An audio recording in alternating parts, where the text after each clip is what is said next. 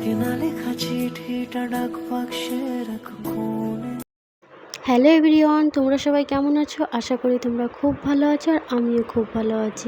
আমি আবারও একটা নতুন ভিডিও নিয়ে চলে আসলাম। আশা করি তোমাদের ভালো লাগবে। আর বেশি বড় ভিডিও করব না, একটা ছোট্ট ভিডিও করব।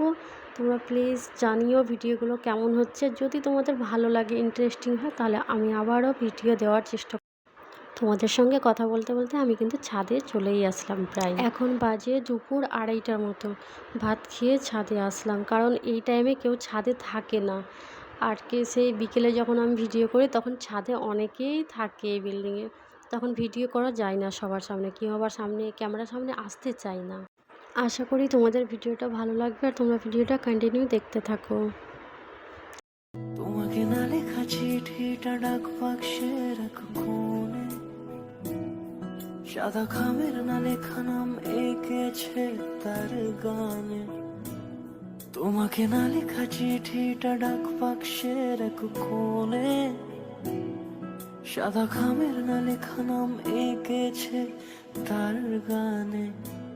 সেই চিঠি যত লেখা থাকে একা একা, সেই গানের না শোনা সুর আঁকা একা একা।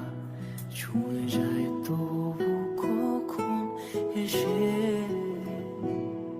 যদি বলি সে সবই তোমারই একা আমি চিঠি। তোমাদেরকে জুম করে একটা জিনিস দেখাচ্ছি। এখানে একটা টাওয়ার মতো দেখতে পাওয়া যাচ্ছে।